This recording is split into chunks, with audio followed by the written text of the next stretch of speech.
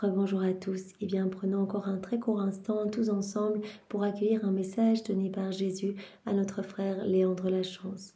Au nom du Père qui m'a créé, du Fils qui m'a sauvé et du Saint-Esprit qui me sanctifie. Amen. Jésus, nous nous immergeons en toi, dans ton acte unique et éternel d'amour, dans ta divine volonté. Nous nous unissons à toi, nous fusionnons nos volontés dans la tienne, nous nous identifions à toi. Et Jésus, nous t'appelons dans chacun de nos cœurs pour que tu puisses y faire ta résidence principale, ta demeure, que tu viennes t'installer dans nos âmes avec ton Père, l'Esprit Saint, avec ton royaume, ton trône, tes actes divins, tes attributs divins, que tu nous transformes complètement, Seigneur, et que tu prennes les commandes de nos vies jusqu'à nos derniers souffles, Seigneur. Oui, nous te demandons, Jésus, de venir investir nos actes de ta présence, de venir parler à travers chacune de nos paroles, de venir regarder à travers nos yeux, de venir respirer dans nos respirations, penser dans nos pensées, faire battre nos cœurs, d'être présent dans chacun de nos pas. Nous voulons couler, nous voulons fondre nos humanités dans la tienne, nous voulons fondre nos humanités dans ta divinité pour perdre le rien que nous sommes, Seigneur.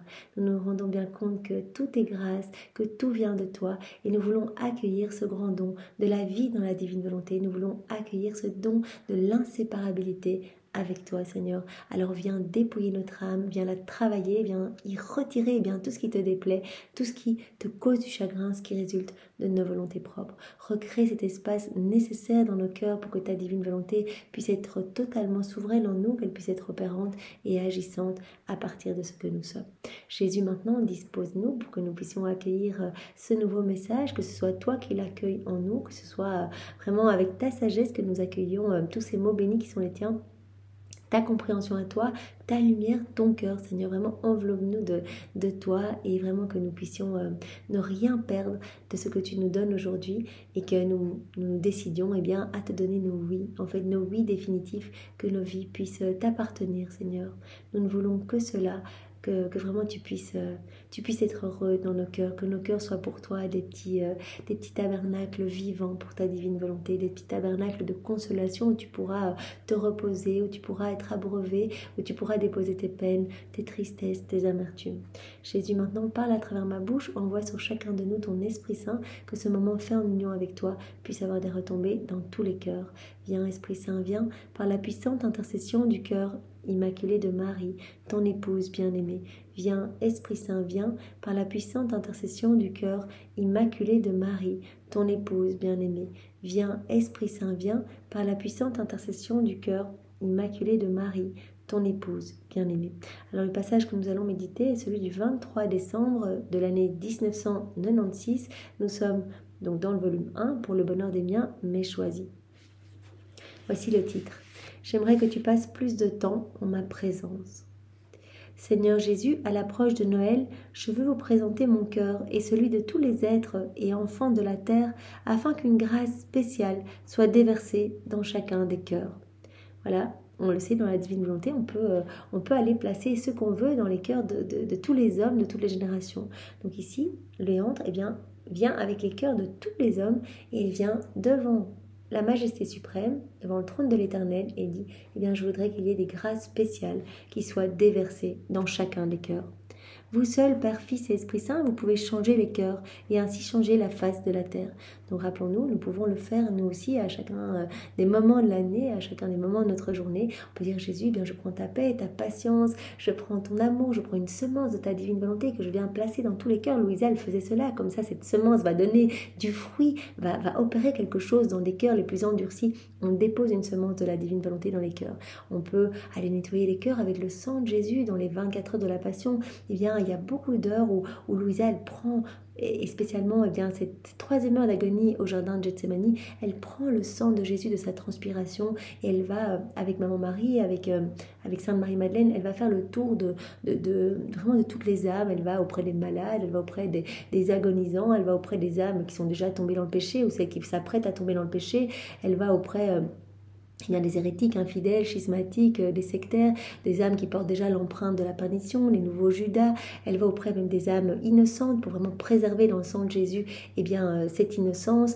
Elle va auprès de leurs bourreaux, des âmes qui essaient de faire tomber des âmes innocentes pour vraiment qu'il y ait une transformation dans les cœurs, etc. Donc elle fait vraiment le tour. Elle fait le tour des âmes du purgatoire pour leur donner ce sang vivifiant. Elle fait même le tour des saints, des bienheureux pour leur donner une gloire accidentelle. Elle recouvre même la Vierge Marie de ce sang de Jésus pour vraiment lui donner encore une gloire en plus. Elle se recouvre elle-même de ce sang, etc. Donc nous sommes invités, nous pouvons prendre absolument tout puisque nous sommes propriétaires de tout.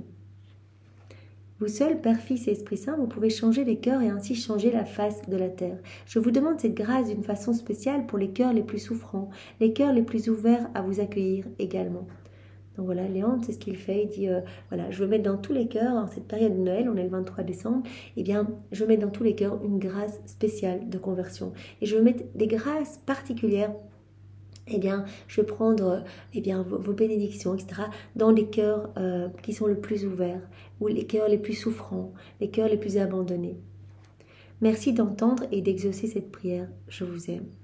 Donc nous savons bien, on n'a même pas besoin de demander puisque tout nous appartient, donc on peut le faire. Léandre, il dit, est-ce que Jésus, est-ce que Esprit Saint, Dieu le Père voulait bien remplir les cœurs? Donc il vient avec les cœurs vraiment pour demander ses grâces de transformation, etc. Mais nous pouvons prendre et déposer directement. On prend les plaies de Jésus, on vient mettre par exemple toutes les âmes dans les plaies de Jésus, on referme les chairs vraiment du corps de Jésus pour que les âmes soient enfermées en Jésus et soient consumées par les flammes brûlantes de son amour, etc. On peut placer, par exemple, tous les enfants non-nés, les enfants avortés, dans le côté sacré de Jésus pour qu'ils soient baptisés dans l'eau et le sang de son côté sacré.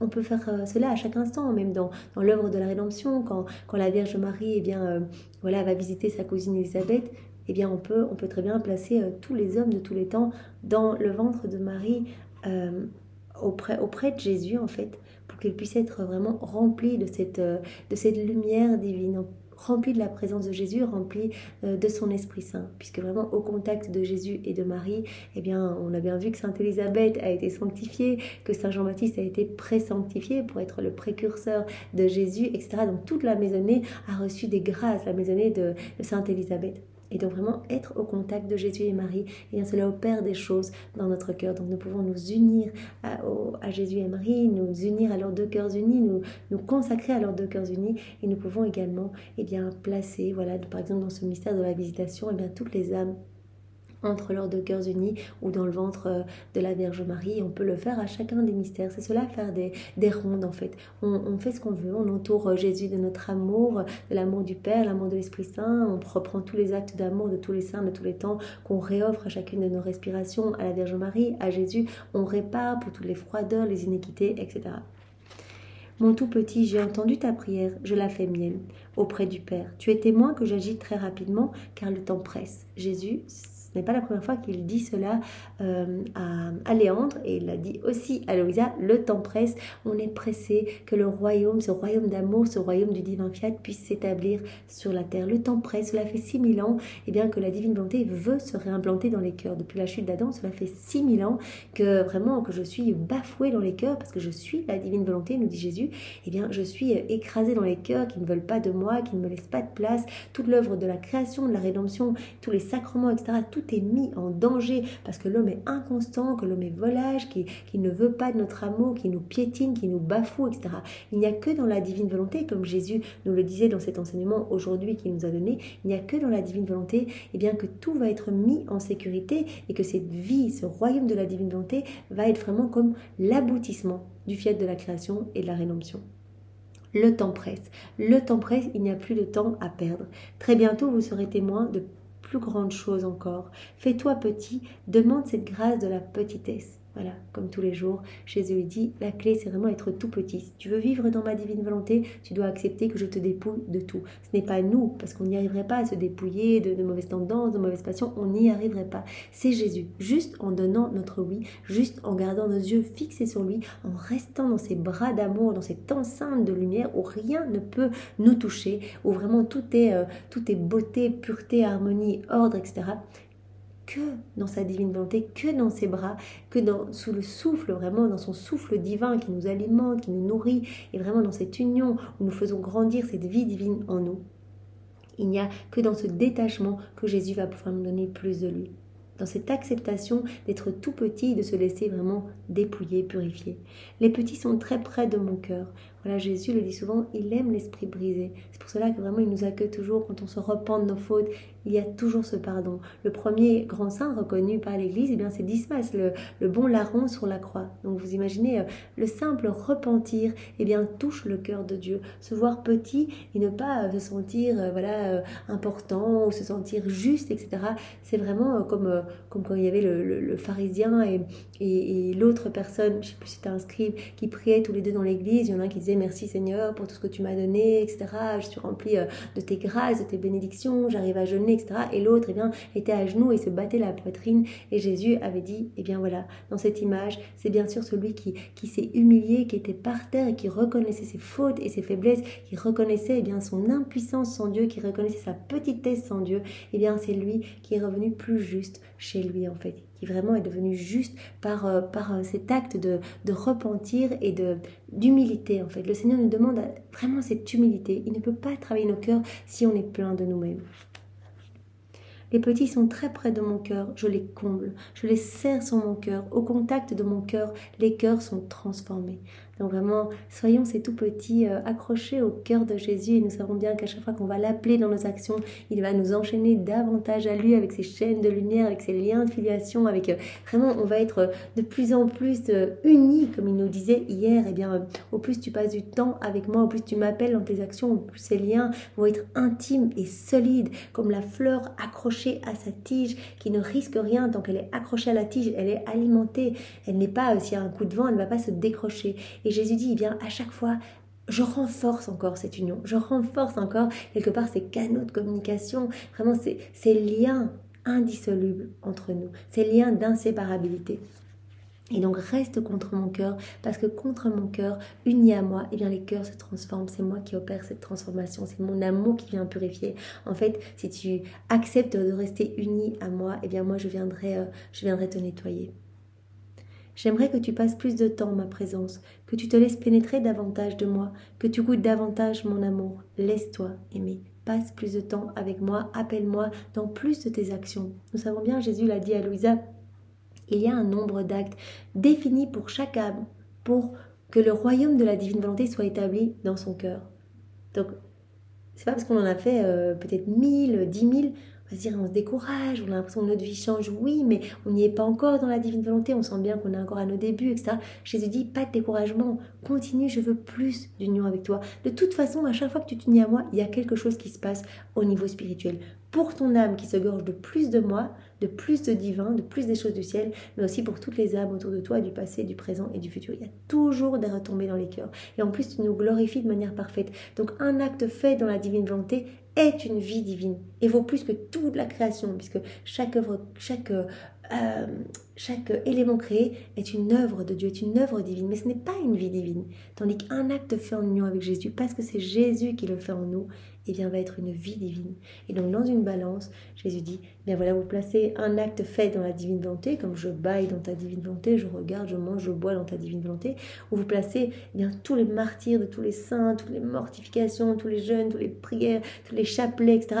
Tout ce qui a pu être fait dans la volonté humaine, eh bien un acte dans la divine volonté vaudra beaucoup plus en fait, a un poids énorme puisqu'il est fait par Dieu lui-même et qui a une portée universelle et intemporelle. J'aimerais que tu passes plus de temps en ma présence, donc que tu fasses plus d'actes en union avec moi. Plus d'actes. Voilà, si on n'y arrive pas, qu'on oublie, on se laisse glisser dans les choses du monde, mettons-nous des moyens. Qu'est-ce qu'on pourrait faire? Des moyens mémotechniques. Voilà, ça pourrait être notre petit écran de téléphone ou sur notre mot de passe, ou ça pourrait être un petit post-it, ça pourrait être un petit tut sur une montre, un petit bip qui nous rappelle, eh bien voilà, tous les quarts d'heure, toutes les demi-heures, toutes les heures, qui nous rappelle de dire « Viens, divine volonté, tout faire en moi ». Comment Jésus dans sa divine humanité. Viens, divine volonté, pendant ce quart d'heure, cette demi-heure ou cette heure, je t'offre tous les actes, Jésus, pour que ce soit toi qui les fasses tous en moi. Je unis ma volonté à la tienne, je la fusionne dans la tienne. Je m'identifie à toi, Seigneur. c'est toi qui vis en moi. C'est pas moi qui vis, c'est toi qui vis en moi. Moi, je t'accompagne. C'est toi l'acteur de ma vie. Voilà, ça prend quelques secondes de dire, voilà, je me plonge dans ta divine volonté et je fais ça. Et il y a tellement d'effets bénéfiques pour l'âme. Louisa, elle voyait bien qu'elle faisait cela avec les âmes du purgatoire, elle les plongeait bien dans la divine volonté, en fait, dans cette grande mer de lumière, comprenant absolument tous les biens, tous les bonheurs, toutes les béatitudes, etc. Et son confesseur, qui était décédé, lui a dit, mais Louisa, ça m'a fait tellement de bien quand tu as fait ça, quand tu as fait cette prière, que tu m'as plongé dans la divine volonté, que tu m'as recouvert des attributs divins de Jésus, de sa puissance, de sa force, etc., des fruits de toutes ses souffrances, etc. J'ai gagné tellement d'années de purgatoire, est-ce que tu peux le refaire? Donc nous, à chaque fois qu'on fait un acte, on se plonge dans cette mer de lumière. Donc on peut aisément comprendre que notre âme se transforme en fait, s'illumine, s'embellit, s'ennoblit. Et à chaque fois, Jésus prononce son fiat créateur sur notre âme. Donc quelque chose se crée en nous. Il y a une nouvelle création. Tout l'univers a été fait en 6 fiat. Et à chaque fois qu'on fait un acte, il y a ce fiat créateur sur notre âme. Donc, nouveau soleil, nouveaux cieux, nouvelles étoiles, nouvelle floraison dans notre âme, au point tel que toute la cour céleste se réjouit de voir ce qui a été créé pour se déverser dans cet acte divin, pour qu'il soit pleinement complet. En fait, cet acte est complet quand un acte est fait dans la divine volonté. Et à chaque fois, en plus, Jésus prononce la parole de la consécration sur notre âme et nous devenons des petites hosties vivantes pour sa gloire. Nous l'alimentons, nous devenons ces petites hosties à lui. Et vraiment, voilà. Et en plus, ce qui est très beau, c'est que dès qu'on fait un acte dans la divine volonté, tous les anges viennent recueillir cet acte pour le mettre vraiment en sécurité, en sûreté dans la divine volonté. Donc vraiment, si on avait des yeux pour voir tout ce qui se passe au niveau spirituel, on verrait des milliers d'anges à chaque fois qu'on fait un petit acte en union avec Jésus qui viennent comme ça apporter ce précieux trésor pour le mettre en dépôt dans la divine volonté. C'est tellement magnifique, je crois qu'on n'a pas idée. Et Jésus souvent le dit à Louisa, tu n'as pas idée de tout ce qui se passe au niveau spirituel. Et si tu avais idée, et pourtant Louisa elle voit quand même beaucoup, si les âmes avaient idée de ce qui se passe, elles n'oseraient pas faire un pas en dehors de la divine volonté. Elles auraient peur de perdre en fait une vie divine. Elles auraient peur de faire un acte dans leur volonté propre. Bien que cela puisse nous motiver à appeler Jésus dans toutes nos actions, et il nous y aidera puisqu'il se fait la sentinelle de notre âme. C'est tellement le plan qu'il a pour chacun de nous qu'il se réjouit et il est en attente. Il dit est-ce qu'elle va faire un acte, et il donne des grâces et des grâces pour que vraiment on puisse se souvenir, qu'on puisse l'appeler, etc. Au plus on va en faire, au plus cela va être facile parce qu'on va être de plus en plus gorgé de sa lumière. Merci Seigneur pour tout ce que tu veux accomplir en nous, tout ce que tu as déjà accompli, tout ce que tu accompliras encore dans le futur. Merci pour ce don de la vie dans la divine volonté. Merci parce que tu veux tout nous donner, tu nous veux heureux, tu nous veux propriétaires de ton royaume. Merci infiniment pour ton amour, merci pour ta miséricorde sans borne. Merci pour ta maman que tu nous as donnée, elle qui nous sert de modèle, elle la reine du royaume de la divine volonté. Merci pour Louisa que tu as formée, qui est notre chef de file. Merci Seigneur, avec tes propres remerciements, au nom de tous ceux qui ne te remercient jamais. Au nom du Père et du Fils et du Saint-Esprit. Amen. Soyez tous bénis. Au revoir.